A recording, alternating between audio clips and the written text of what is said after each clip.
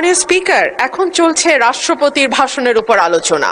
বাংলাদেশের সংবিধান অনুযায়ী প্রধানমন্ত্রী এবং প্রধান বিচারপতি নিয়োগ ছাড়া রাষ্ট্রপতিকে আর সকল কিছুই প্রধানমন্ত্রীর পরামর্শক্রমে করতে হয় এবং প্রধানমন্ত্রী রাষ্ট্রপতিকে কি পরামর্শ দিলেন সেই ব্যাপারেও কোথায় কোনো প্রশ্ন উত্থাপন করা যায় না। সে কারণেই দীর্ঘদিন ধরে রাষ্ট্রপতি এবং প্রধানমন্ত্রীর ক্ষমতার ভারসাম্য আনবার ব্যাপারে বারবার আলোচনা হয়েছে। সরকারি দল, বিরোধী দল, ২৪-এর অভ্যুত্থানের আগে পরে সকল সময় বলা হয়েছে যে রাষ্ট্রপতি এবং প্রধানমন্ত্রীর ক্ষমতার ভারসাম্য আনা হোক। বিএনপি তার ভিশন 2030 এবং 31 দফাতেও এই ব্যাপারে সুনির্দিষ্ট প্রস্তাব রেখেছে। মাননীয় স্পিকার, সে কারণেই সঙ্গতভাবে আমাদের একটা এক্সপেকটেশন ছিল যে এইবার রাষ্ট্রপতি মন্ত্রিপরিষদ কর্তৃক অনুমোদিত ভাষণের বাইরে গিয়ে তার নিজের মতন করে ভাষণ দিতে পারবেন, কিন্তু আমরা দেখলাম এইবারও রাষ্ট্রপতির ভাষণ মন্ত্রিপরিষদ কর্তৃক অনুমোদিত একটি ভাষণ তাকে দিতে হলো। সো আমরা যদি এতটুকু স্বাধীনতা মাননীয় স্পিকার রাষ্ট্রপতিকে দিতে না পারি তাহলে আর আমরা কোন ভারসাম্যের কথা বলছি?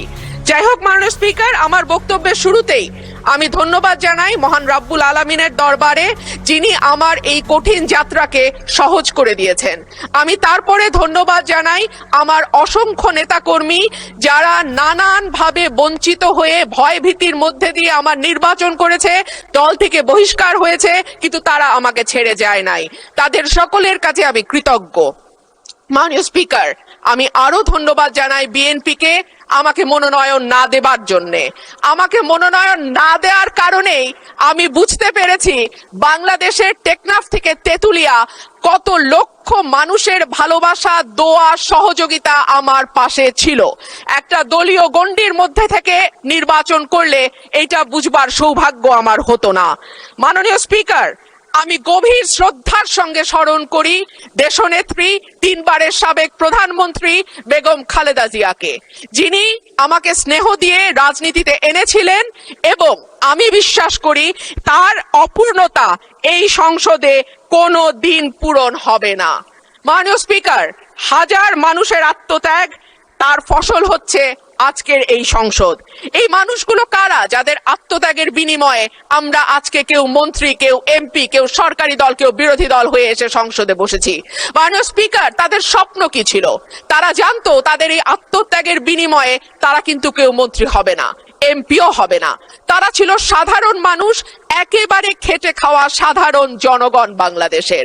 তারা একটা স্বপ্ন দেখেছিল, একটা নতুন বাংলাদেশ তৈরির স্বপ্ন, একটা নতুন রাজনীতি নির্মাণের স্বপ্ন, একটা নতুন চিন্তার জন্ম দেওয়ার স্বপ্ন, এবং সর্বোপরি সকলের জন্য যেই ভীষণ রকম বৈষম্য আমরা দেখেছি গত কয়েক বছর, সেখান থেকে মুক্ত হয়ে সকলকে নিয়ে, সকলকে একসাথে করে একটা বাংলাদেশের স্বপ্ন। সেই সকল মানুষের কাছে আমি এবং আমি বিশ্বাস করি আমার সহকর্মী এই সংসদ সদস্যরা সকলেই কৃতজ্ঞ। মাননীয় স্পিকার, শহীদদের যে প্রত্যাশা নিয়ে গণ অভ্যুত্থান, সেই প্রত্যাশা কিন্তু বায়বীয় বা অলীক কোনো বিষয় ছিল না। এখনো যদি আমরা দেয়ালে দেয়ালে তাকাই, আমরা দেখব তারা তাদের স্বপ্নের কথা দেয়ালে লিখে গেছে। উই ওয়ান্ট জাস্টিস, কিংবা দেশটা কারো বাপের না, তুমি কে আমি কে, বিকল্প বিকল্প। আসছে ফাগুন, আমরা হব দ্বিগুণ। শোনো মহাজন, আমরা অনেকজন। Change the rules, be a voice not echo. দিনে নাটক, রাতে আটক, নাটক কম করো প্রিয়। হামাক ব্যাটাক মারলু কেন?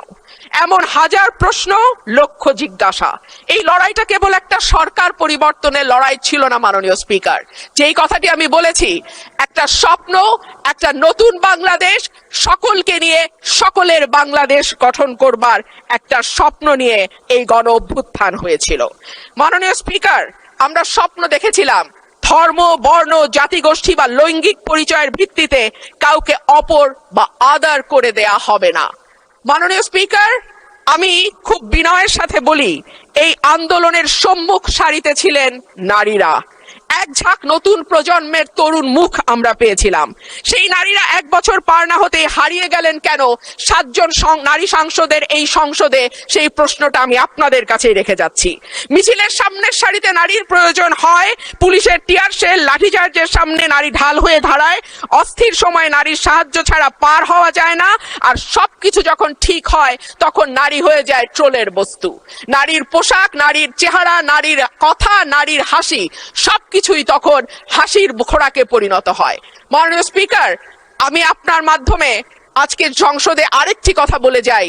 52% মানুষকে পেছনে ফেলে নতুন বাংলাদেশ রচনার কোনো চিন্তা যদি কেউ করে থাকে, সেটা কখনো সম্ভব না, কোনো দিন সম্ভব না। মাননীয় স্পিকার, রাষ্ট্রপতি ভাষণের 5 নম্বর প্যারায় বলা হয়েছে, বিবিএস এর চূড়ান্ত হিসাব অনুযায়ী জিডিপি প্রবৃদ্ধির হার 3.49%। প্রবৃদ্ধি হচ্ছে, উৎপাদন বাড়ছে, কিন্তু সেই অনুপাতে কর্মসংস্থান সৃষ্টি হচ্ছে না, বরং উৎপাদন ও সেবা খাতগুলোকে অর্থনীতির মূল চালিকা শক্তি হিসেবে ধরা হয়। সেই 2 খাতেই কর্মসংস্থান চলছে। একে চাকরিবিহীন প্রবৃদ্ধি বলে, যা দীর্ঘমেয়াদে অর্থনীতির স্থিতিশীলতা, অন্তর্ভুক্তিমূলক প্রবৃদ্ধির জন্য একটি বড় ঝুঁকি। দেশে শিক্ষিত বেকারের সংখ্যা বাড়ছে, অন্যদিকে দক্ষতার অভাব এবং ভাষাগত দুর্বলতার কারণে বড় বড় প্রতিষ্ঠানগুলো বাধ্য হচ্ছে অন্য লোক নিয়োগ দিতে, অর্থাৎ কর্মমুখী শিক্ষা দিয়ে চাকরির জন্য প্রস্তুত করতে আমরা ব্যর্থ হচ্ছি। মাধ্যমিকের নিচে শিক্ষাগত যোগ্যতা থাকা ব্যক্তিদের বেকারত্বের হার যেখানে 3.01%, সেখানে উচ্চ ডিগ্রিধারীদের ক্ষেত্রে এটি 8.7%। ভাষণের 6 নম্বর প্যারায় মূল্যস্ফীতির কথা বলা আছে।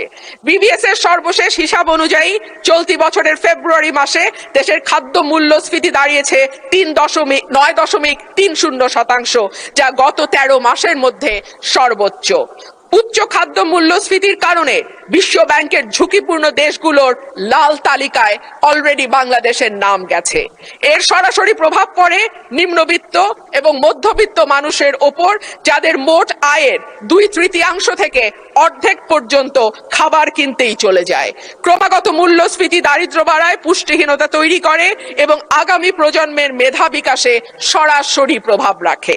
মাননীয় স্পিকার, প্যারা 7-এ রাষ্ট্রপতি 19 ফেব্রুয়ারি পর্যন্ত বৈদেশিক মুদ্রার যে রিজার্ভ, সেটা দাঁড়িয়েছে $34.78 বিলিয়ন বলে ঘোষণা করেছেন।